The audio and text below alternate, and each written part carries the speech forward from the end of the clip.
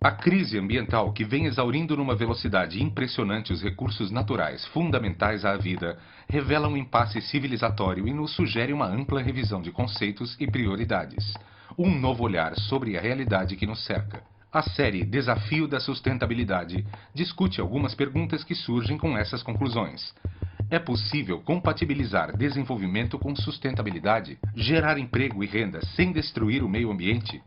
O que devemos fazer para resgatar a esperança no mundo melhor e mais justo? Refletem sobre estas questões o professor e economista José Eli da Veiga e o presidente do World Watch Institute, o economista e biólogo Christopher Flaben.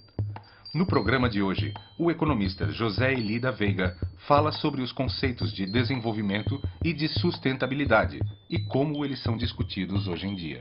A primeira observação a ser feita em relação à história dessa ideia é que a expressão sustentável e ainda mais o substantivo sustentabilidade, durante muito tempo foi usada em dois círculos muito restritos de cientistas.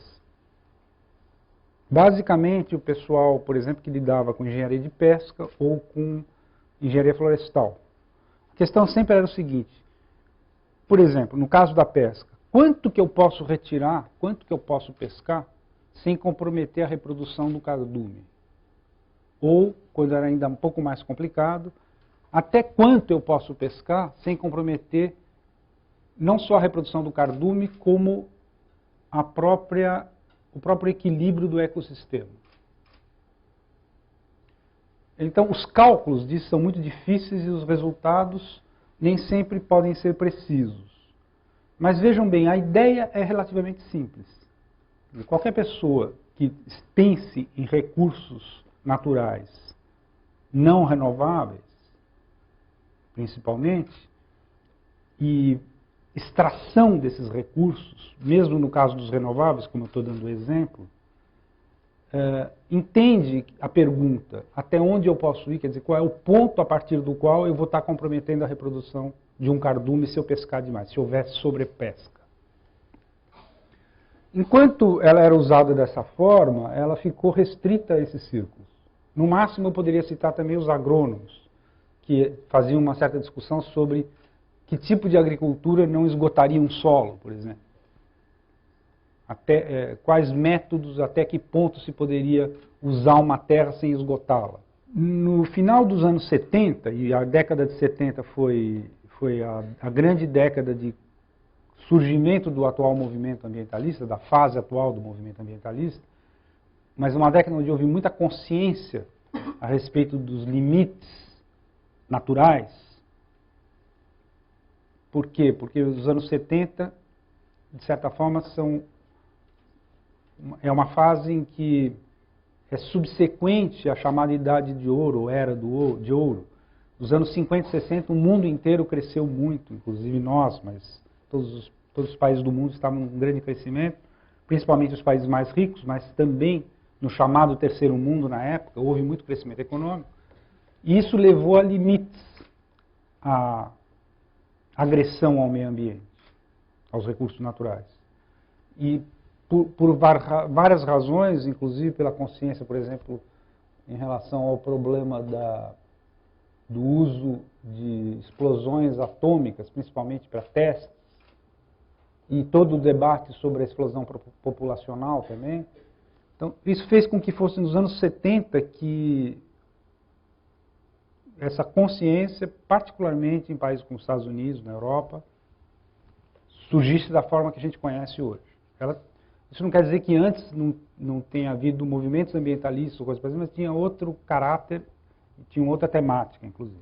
E no final dos anos 70, em seminários da ONU, alguém teve a ideia de usar aquela expressão que era usada apenas pelos engenheiros de pesca, pelos engenheiros florestais ou pelos agrônomos, para colocar do lado da palavra desenvolvimento. Então, os registros mostram que a primeira vez que fizeram isso deve ter sido em 79. Isso mostra um pouco como é recente. Mas aí de 79 a meados dos anos 80, ela passou a ser muito usada nas reuniões internacionais, tanto é que o relatório Brundtland, que uma boa parte de vocês talvez conheçam, o título exato é O Nosso Futuro Comum, Foi uma grande comissão que foi organizada pela ONU, com componentes de muitos países, para discutir essa questão de se era ou não compatível o desenvolvimento ou o crescimento econômico, depois eu vou fazer a devida diferença das duas coisas, e a conservação dos recursos naturais ou do meio ambiente. Essa comissão acabou fazendo esse relatório, que ficou mais conhecido com o nome da pessoa que coordenou, que era Gro Brundtland. E nesse relatório, o foco todo foi dado a essa expressão como a possibilidade de haver conciliação entre crescimento econômico, ou desenvolvimento, e conservação dos recursos naturais. E foi aí que surgiu, inclusive, a frase, a definição mais conhecida, mais repetida, etc., que é desenvolvimento sustentável seria atender às necessidades do presente. Nós, como humanidade, atendemos às nossas necessidades, sem comprometer que as necessidades das gerações futuras pudessem ser atendidas. Esse relatório teve muita influência e pouco depois houve a Rio 92, onde a expressão foi consagrada. E de 92 para cá, como eu disse, passou a ser usado. E aí o adjetivo, ele passou a ser usado das mais variadas maneiras, criando uma grande confusão também. Porque, por exemplo, é uma coisa completamente diferente dizer desenvolvimento sustentável ou crescimento sustentável. Quando os economistas usam a expressão crescimento sustentável, eles estão querendo dizer que um crescimento econômico que se sustenta no tempo, que seja durável. Uma taxa de crescimento de 3%, por exemplo, ou 4%, durante não apenas alguns anos e depois uma oscilação, mas sim uma taxa de crescimento que possa se manter no tempo. Não tem nada a ver com a questão ambiental ou com a questão dos recursos naturais.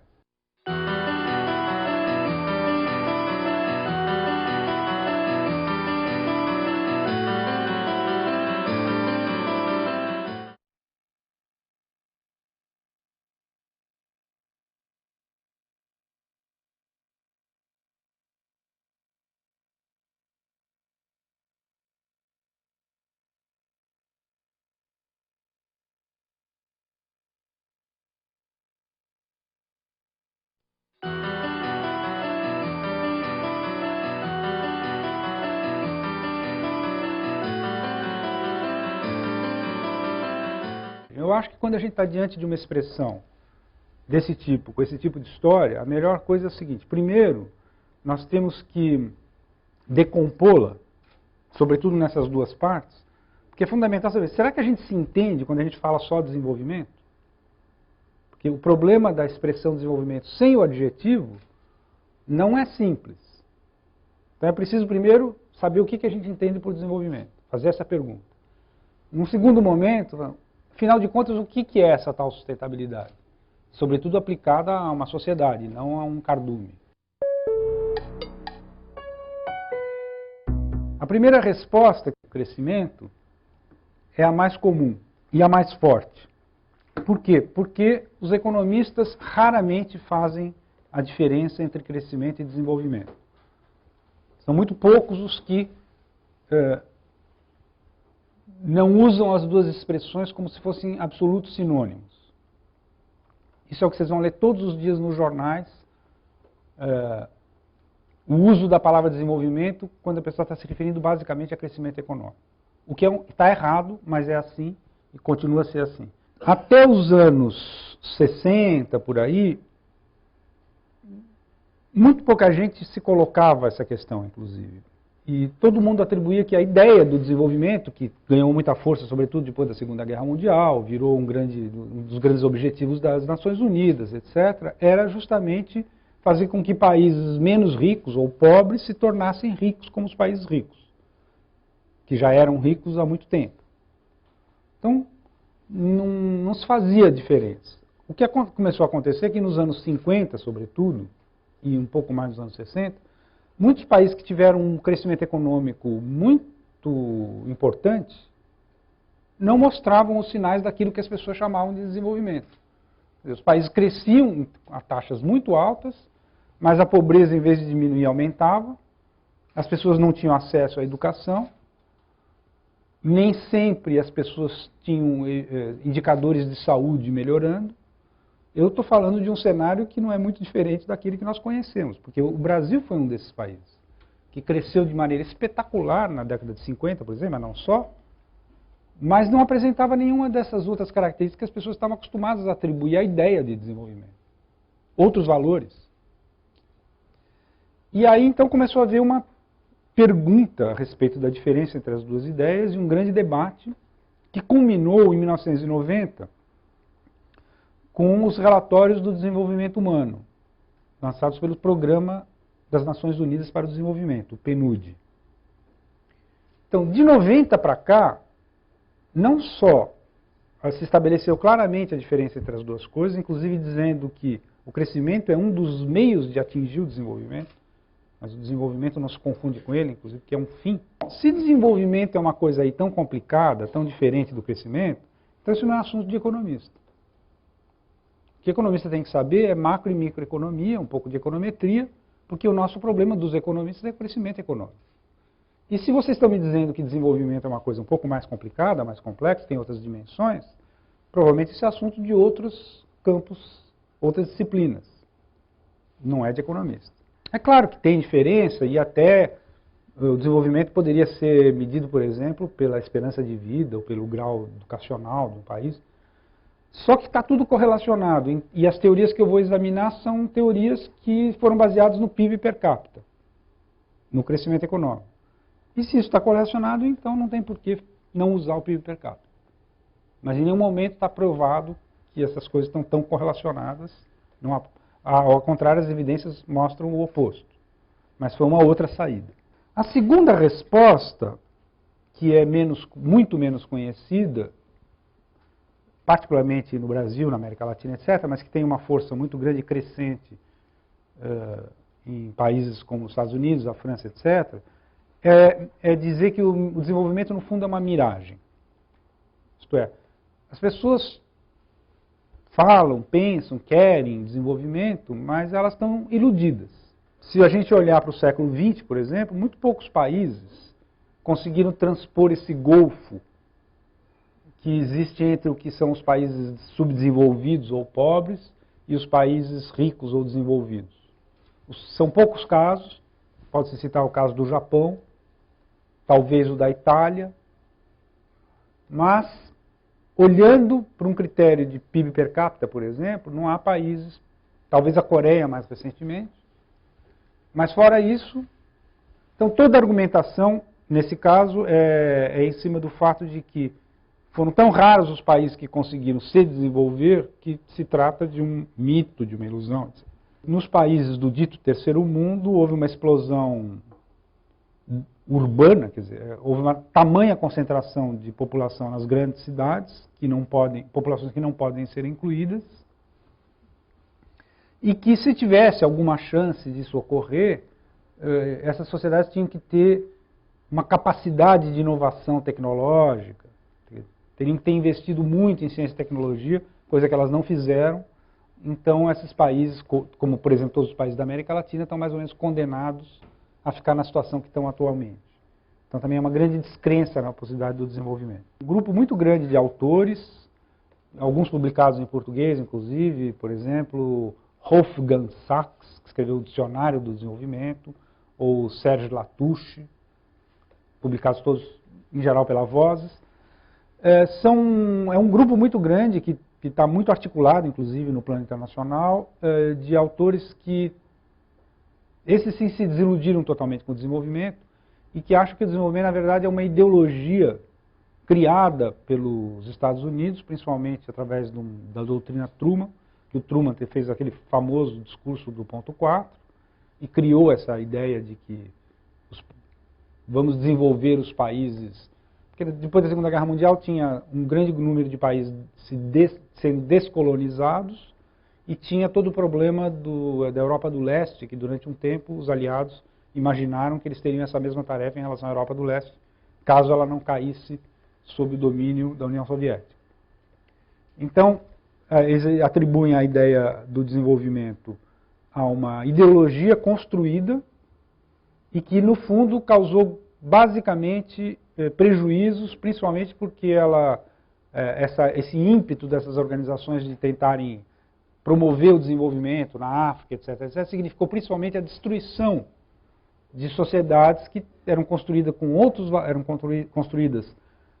valores, que tinham um outro tipo de vida e de maneira de se comportar e de se pensar, e que eram muito positivos e que não precisariam necessariamente que chegasse lá um grupo de caras pálidas dizendo: vocês são muito pobres e eu vou ajudar vocês a fazer como a gente fez. Então, apresentadas essas duas primeiras respostas, a terceira eu diria que é uma espécie de caminho do meio. Quer dizer, são autores que não aceitam de maneira alguma que você possa entender o desenvolvimento como puro crescimento, mas também não aderem a essa ideia negativa, pessimista em relação à ideia do desenvolvimento. Durante aquele período que eu falei para vocês que houve muito debate entre o que seria esse tal crescimento e a diferença com o desenvolvimento, num célebre debate, uma professora de Cambridge chamada Joan Robinson disse assim: olha, para mim, ela estava numa mesa redonda, todo mundo estava discutindo isso, e ela falou assim: para mim o desenvolvimento é como um elefante, muito difícil de definir, mas muito fácil de reconhecer. E essa frase é importante pelo seguinte, porque mesmo que a gente tenha dificuldade de definir o que é o desenvolvimento, quando nós vamos para um país desenvolvido, ou mesmo quando no mesmo país a gente vai para uma região mais desenvolvida, a gente reconhece isso. Mesmo que a gente tenha muita dificuldade de dizer exatamente o que quer dizer isso. E se a gente for fazer esse exercício, nós vamos perceber que em situações de desenvolvimento, as pessoas têm mais oportunidades, têm mais escolhas. Por exemplo, elas têm mais oportunidade, mais escolha de ser o que elas gostariam de ser na vida. Essa amplitude de escolhas é interpretada, é a base do raciocínio do Amartya Sen, para interpretar o desenvolvimento como um processo fundamentalmente de expansão da liberdade humana, ou das liberdades humanas. A mais básica delas é a de viver uma longa vida. Ou seja, o que pode ser mais elementar na ideia de desenvolvimento do que você entender que as pessoas deveriam ter o direito de viver o máximo possível. Hoje em dia, a expectativa de vida, a gente sabe, está dependendo dos países, 70, 80, entre 70 e 80 anos. Não faz sentido que muitas pessoas não tenham o direito de viver até essa idade, que elas tenham que sucumbir por morte prematura. Mas isso é muito mais comum do que a gente imagina. Não só que muitos países têm expectativa de vida muito inferior, mas mesmo dentro de países que são considerados desenvolvidos, há grupos de pessoas que estão longe de ter essa expectativa de vida. O exemplo mais chocante, evidentemente, por exemplo, é dos afro-americanos, no caso dos Estados Unidos, em que, apesar de eles terem lá rendas per capita altíssimas, comparado com qualquer país pobre do mundo, quando a gente compara as expectativas de vida, eles têm expectativa de vida inferior à China, ou ao Sri Lanka, ou à Índia. Principalmente no caso dos homens negros. A outra, evidentemente, que é óbvia, é o acesso à cultura, que passa, evidentemente, pelo acesso à educação. O Celso Furtado ele propõe como ideia o seguinte: ele diz que só quando existe um projeto social subjacente é que o crescimento econômico se transforma em desenvolvimento. A ideia básica é a gente entender, portanto, o desenvolvimento como um processo de ampliação das oportunidades, das capacidades humanas, das possibilidades de escolha e, portanto, num sentido mais geral, uma ampliação das liberdades, uma expansão da liberdade.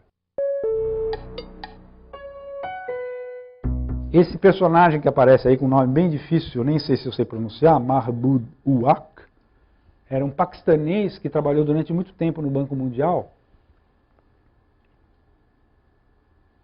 Ele, por ter trabalhado muito tempo no Banco Mundial, justamente nesse período que eu descrevi para vocês, que havia todo esse debate, ele se cansou com a ideia de que, mesmo quando ele convencia todo mundo que desenvolvimento era uma coisa muito diferente do crescimento, e que o crescimento era um elemento fundamental e um meio de chegar ao desenvolvimento, que não é eterno, não vai ser eternamente que o desenvolvimento vai depender tanto do crescimento econômico, mas na nossa época é. Ele dizia que mesmo convencendo todo mundo, quando chegava na hora de usar uma medida, por exemplo, para comparar países, a gente cabia sempre no PIB per capita. Por quê? Porque não tinha outra. Então todo o esforço dele, ele se empenhou, como o primeiro coordenador do Programa das Nações Unidas para o Desenvolvimento, de criar um indicador que pudesse exprimir essa ideia de desenvolvimento, diferentemente da ideia de crescimento. E surgiu assim o Índice de Desenvolvimento Humano, que é relativamente conhecido. Ele é publicado todo ano pelo Relatório do Desenvolvimento Humano, desde 90, mas é pouquíssimo utilizado. Quanto mais eu convivo com meus colegas, mais eu fico chocado como os economistas não sabem exatamente o que é o Índice de Desenvolvimento Humano. O Índice de Desenvolvimento Humano é uma coisa relativamente simples de explicar. Ele simplesmente pegou o seguinte: é uma composição de 3 indicadores, um dos quais a renda per capita, que é dada pelo crescimento. O outro é justamente o que eu estava enfatizando aqui, que era a esperança de vida. Um indicador de saúde em geral, mas centrado principalmente na esperança de vida. E um indicador de acesso à educação, que para que haja comparabilidade entre muitos países, são 160 países mais ou menos que são comparados em todos os relatórios, esses indicadores não podem ser muito sofisticados. Se você escolher indicadores de educação, por exemplo, muito sofisticados, porque é inevitável que a gente entre numa discussão, mas o IDH usa como indicador de educação a taxa bruta de matrícula. Isso não quer dizer nada, porque a qualidade da educação e por aí afora. Nós sabemos, claro. Mas, por exemplo, se o indicador que fosse escolhido fosse um indicador de qualidade da educação, muito poucos países poderiam ser comparados, porque a maior parte dos países sequer tem um bom indicador para isso. Nós mesmos não temos. E essa composição entre os 3 indicadores leva a uma média aritmética, que é então o resultante IDH, que todo ano, quando sai, aparece no jornal, em geral, uma classificação, um ranking dos países. Que é o que é menos interessante, para falar a verdade. O que é muito interessante é começar a olhar esses 3 indicadores e perceber as suas discrepâncias. Países, por exemplo, que podem ter uma altíssima renda per capita, mas serem sofríveis nos indicadores de saúde e de educação, ou de esperança de vida, ou de acesso à educação. E países que, às vezes, mesmo não tendo uma renda per capita alta, conseguem bons indicadores na saúde e na educação. Eu estou falando de países, mas a mesma coisa pode ser feita para os municípios. Porque, no caso do Brasil, é um dos países que conseguiu calcular o IDH, pelo menos para os 2 últimos censos, o IDH por município. E, portanto, você pode comparar da mesma forma os municípios brasileiros. Evidentemente, há críticas a esse índice, por várias razões que talvez você já tenha percebido na medida em que eu ia explicando como ele é. O próprio SEM, por exemplo, que foi um dos consultores do PNUD, quando eles estavam elaborando isso, a crítica principal dele é o temor de que as pessoas se apeguem demais só ao índice resultante, como se, e os outros falam um pouco a mesma coisa, como se o desenvolvimento pudesse ser visto como uma espécie de corrida de cavalo e que, portanto, o que interessa é a classificação, se o país passou de 53º para 52º, quando o interesse é justamente olhar nas tabelas, nos indicadores, etc. Há críticas também de que índices sintéticos, eles são, aí os estatísticos fazem essa crítica, índices sintéticos em geral são pouco significativos. Eu queria dizer para vocês, aí é quase que um depoimento pessoal, eu comecei de uma atitude muito crítica em relação ao IDH, fazendo essas críticas, e uma das críticas que eu mais fazia é de por que tirar a média aritmética, que não tem sentido essa média aritmética, mas à medida em que os anos foram se passando e que eu fui usando muito o IDH comparado com os outros índices, eu acabei chegando à conclusão que ele foi tão bem construído que não tem concorrente. E ele, além do que ele tem a vantagem de ter a legitimação, porque ele foi adotado pela ONU, né, e, portanto, para comparações internacionais, é inegavelmente o melhor indicador de desenvolvimento.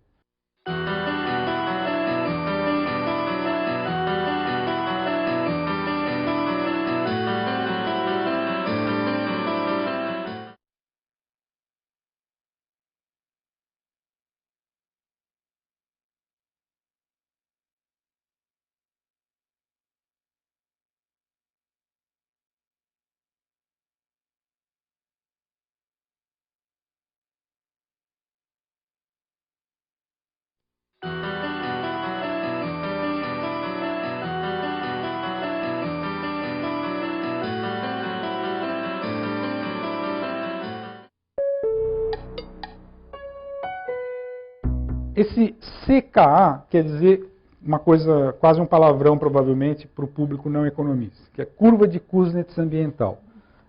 Isso aí tem que ser explicado. Por quê? Porque é isso que baliza o debate científico atual.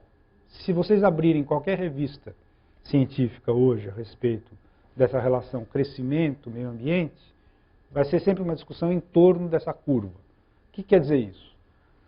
Alguns economistas pegaram, há algum tempo, já meados dos anos 90, os indicadores disponíveis sobre qualidade ambiental. Quais eram? Como a preocupação com o meio ambiente é muito recente, nós não temos muitos indicadores em séries longas.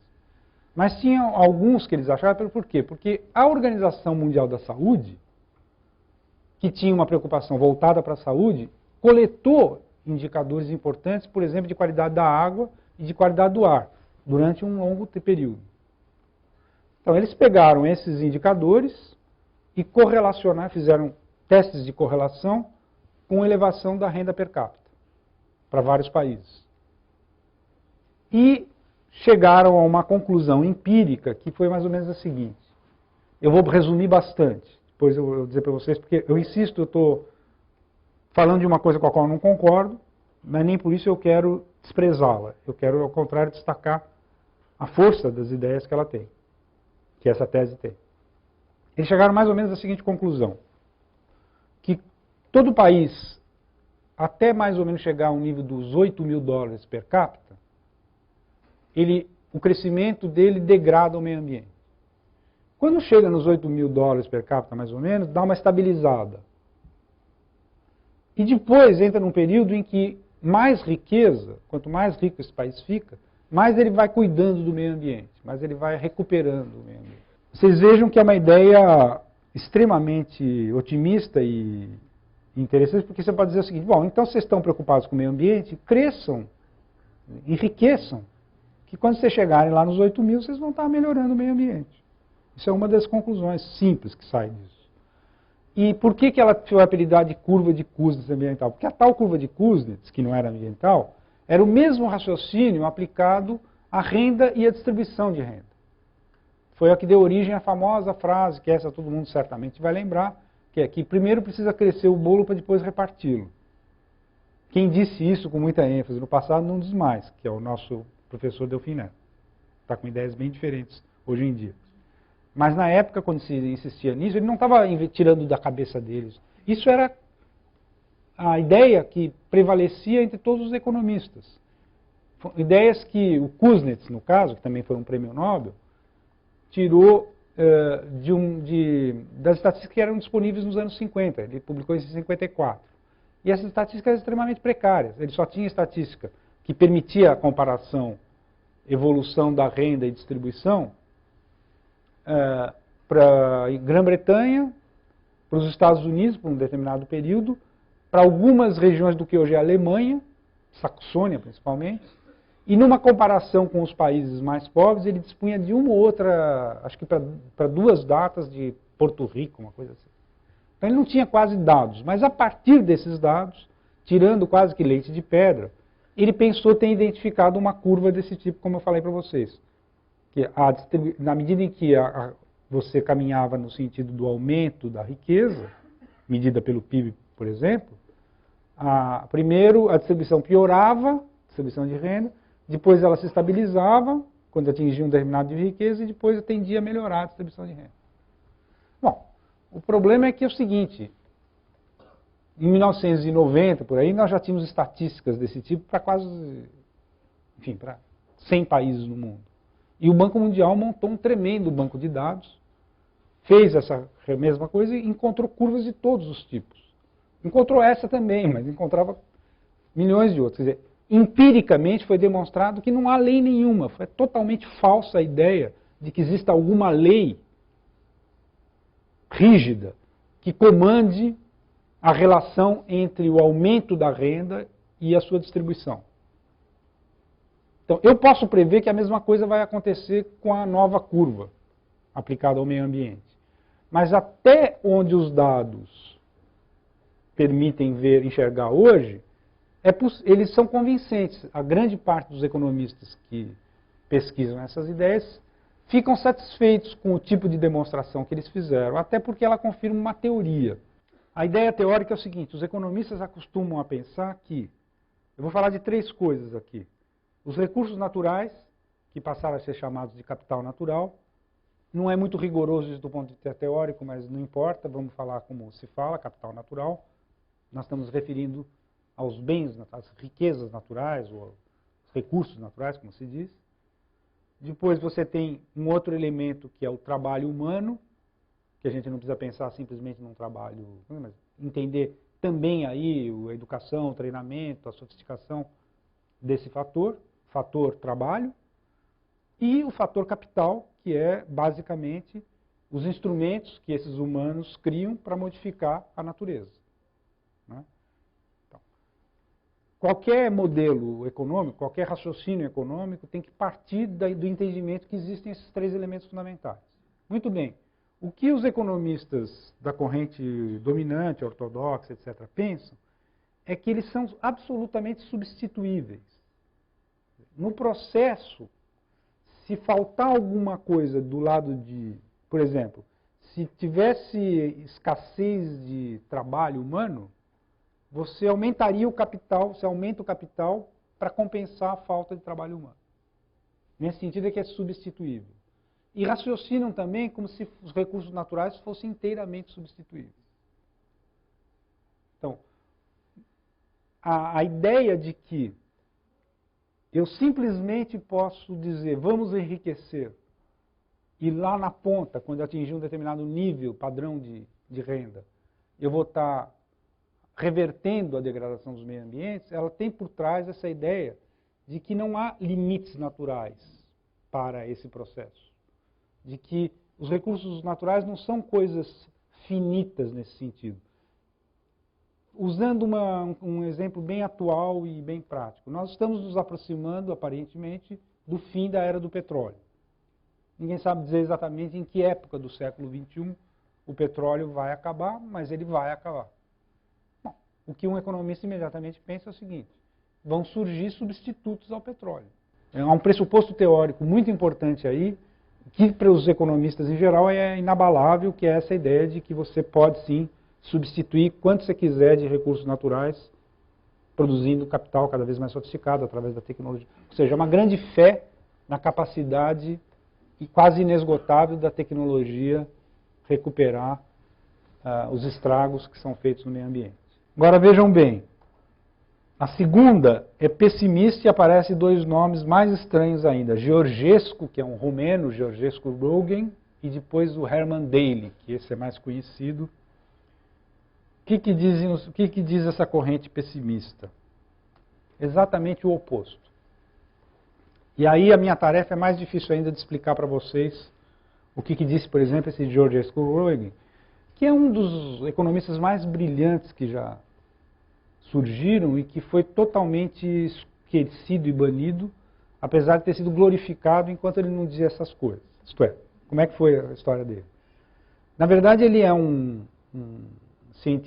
foi um cientista de formação principalmente em matemática e física, que se notabilizou, saiu da Romênia por isso, foi fazer doutorado na França, depois foi para a Inglaterra, trabalhou com grandes filósofos da ciência da época, teve uma certa volta para a Romênia, teve um papel importante no governo, teve que ir para o exílio, acabou nos Estados Unidos, foi acolhido pelo Schumpeter e aí conseguiu um posto numa universidade do sul dos Estados Unidos, em Vanderbilt, e durante muito tempo ele se dedicou à teoria do consumidor. E as descobertas que ele fez na teoria do consumidor foram aplaudidas a tal ponto que ele foi considerado o príncipe dos economistas e o nome dele era cogitado para ser prêmio Nobel. Isso eu estou falando dos anos 60. Aí ele chegou à conclusão que ele já tinha trabalhado demais sobre a teoria do consumidor e precisava trabalhar sobre a teoria da produção. E quando ele foi trabalhar sobre a teoria da produção, ele falou, mas que engraçado, a economia continua baseada na física newtoniana, não incorporou a termodinâmica. Os economistas não descobriram que tem entropia. E aí ele começou a trazer a termodinâmica, os conhecimentos que ele tinha da física para a teoria econômica. e chegou a conclusões drásticas, complicadas, que não foram aceitas, e em grande parte esse foi o motivo de que ele passou a nem ser mais citado nos livros de texto de economia a partir daí. O que quer dizer isso? Por que não é fácil de explicar? Vejam bem, essa ideia de entropia, mesmo os físicos se confundem com ela. Então, eu não sou físico.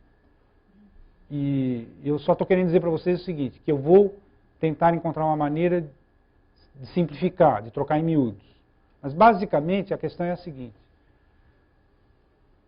No processo de vida nosso, nós estamos permanentemente usando fontes de energia que, no uso, uma parte dela se dissipa e se torna uma energia que não pode mais ser utilizada por nós. Esse é um processo irreversível, inexorável, é uma flecha. Ou seja, eu uso qualquer forma de energia, acabei de citar o petróleo, por exemplo. Quando eu uso o petróleo, transformo, por exemplo, em gasolina, ponho gasolina no carro, etc., uma parte dessa energia que eu utilizei, ela vai tomar formas que se tornam totalmente inutilizáveis por nós. Isso nós estamos fazendo sempre.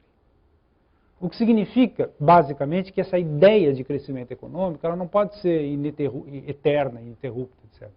Muito pelo contrário. Vai chegar algum momento em que não só diz, aí eu estou falando o que disse o Georgescu, ele diz, não só a humanidade não vai poder crescer, ter crescimento econômico, ela vai ter que decrescer se ela quiser permanecer, ou pelo menos se ela quiser estender a sua permanência no planeta. Então, se nós tivermos a ambição, como espécie, de estender ao máximo, maximizar a nossa permanência no planeta, nós vamos ter que, vai ser impossível anular a entropia, mas nós podemos encontrar formas de torná-la menos aceleradora desse processo. Ele, evidentemente, chega a uma conclusão muito pessimista, porque ele diz assim, tudo me leva a crer, observando as sociedades humanas, que aparentemente nós preferimos uma vida mais breve no planeta, mas mais excitante. Ou seja, nós preferimos deixar o planeta para as amebas, porque nós queremos ter formas de vida que nunca serão adaptáveis a esta necessidade de, por exemplo, um dia concluir que não é mais possível fazer o crescimento econômico, e ao contrário, nós teríamos que até fazer uma coisa que nem tem a palavra, que é o decréscimo econômico. O que o Hermann Daly fez foi, vamos dizer, usá-la de uma maneira um pouco mais moderada e mais aceitável, me parece. O que o Hermann Daly diz? O Hermann Daly foi buscar, inclusive, na ideia de economistas dos primeiros economistas, dos clássicos, do John Stuart Mill, a ideia de condição estacionária. O John Stuart Mill, sem pensar em entropia e nada, ele tinha imaginado que no processo de crescimento capitalista, desenvolvimento capitalista, a sociedade chegaria em um determinado momento em que elas não teriam mais crescimento econômico. Isso não significaria necessariamente que a qualidade de vida, por exemplo, não estivesse continuando a melhorar. Ele foi buscar essa ideia e passou a ser um defensor da ideia de que os países que já enriqueceram muito, pensando, por exemplo, no próprio Estados Unidos, onde ele vive, mas nos países da Europa do Oeste, da Escandinávia, etc., poderiam caminhar para uma situação como essa. Quer dizer, poderiam decidir ir para o estado estacionário. Imagine o seguinte, que vocês tivessem que fazer a gestão de uma biblioteca abarrotada. Se a biblioteca está completamente abarrotada, uma das decisões que eu posso tomar é o seguinte, ponto, final, não entra mais nenhum livro aqui. Mas eu poderia, por exemplo, falar assim, não, vamos fazer uma seguinte regra, toda vez que tiver um livro para entrar, a gente descarta um. E, evidentemente, é o seguinte, é claro que nós vamos procurar descartar um que tem uma qualidade inferior ao que está entrando. Então, em princípio, a biblioteca não vai estar crescendo, mas é claro que a qualidade dessa biblioteca vai estar melhorando. Então, essa é uma maneira de explicar que na sociedade nós poderíamos não estar crescendo nada, mas se a gente estivesse, por exemplo, substituindo uma energia fóssil por uma energia renovável, nós estaríamos nos desenvolvendo, nós estaríamos melhorando, mesmo que isso não significasse crescimento econômico. O que o caminho do meio argumenta? Ele diz o seguinte, em primeiro lugar, nós concordamos que aqueles economistas otimistas da primeira corrente estão totalmente errados. E não é possível trabalhar com essa ideia de que existe substitutibilidade, que substitui capital natural com capital físico e capital humano. Mas, ao mesmo tempo, eles não trazem nada de proposição que seja muito concreta. Porque essa ideia que eu acabei de descrever para vocês do estado estacionário, ou da condição estacionária, uma das grandes perguntas que todo mundo deve estar se fazendo é a seguinte: mas como é que a gente faria isso? Como é que vai ser tomada essa decisão? Quem vai tomar essa decisão? Será que é possível um país rico tomar uma decisão desse tipo sem que os outros também tomem? Como que vai ser o processo de... Há muita dúvida a respeito disso. Portanto, não é exatamente uma proposta viável de política econômica para hoje. E há muita gente, inclusive, que começa a fazer cenários. Não, mas quando vier realmente uma crise energética, ou quando tiver uma guerra, não sei o quê, depois uma decisão como essa vai se impor. Não é exatamente o cenário que a gente deseja. E ele diz o seguinte, que, na verdade, o problema pode estar muito mais na maneira como nós nos habituamos a medir o próprio crescimento econômico. Isto é, quando a gente usa como medida do crescimento econômico o PIB, ele tem grandes problemas. Por quê? Porque, entre outras coisas, o PIB, por exemplo, não calcula a degradação do capital natural, não faz parte do cálculo do PIB. E é duvidoso que a maneira como se calcula o PIB seja a melhor maneira de se entender a riqueza. De alguma forma, as sociedades podem estar crescendo, o PIB pode estar crescendo, mas a riqueza medida dessa forma está diminuindo, que é o contrário do que normalmente se pensa. Quanto mais o PIB cresce, mais se é rico. Essa é a ideia. Por essa perspectiva, não. Então ele encontrou esses dados do Banco Mundial, que são muito preliminares, mostram que tem países que crescem o PIB, mas não crescem a riqueza, medida dessa forma. Há países que estão conseguindo as duas coisas e há países que não conseguem nenhuma das duas. Então, a ideia de sustentabilidade para ele não é a condição estacionária do dele, nem aquela visão otimista primeira, mas é uma terceira, que é a de conseguir com que você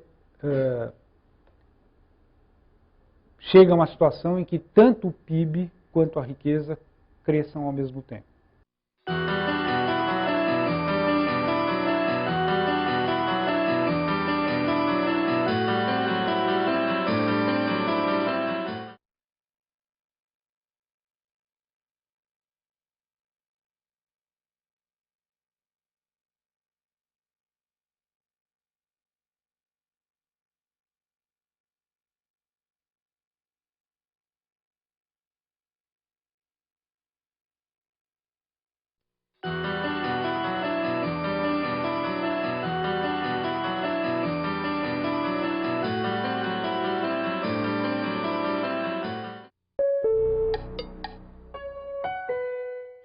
Eu estou, no fundo, lidando com uma oposição que sempre foi uma oposição na história humana.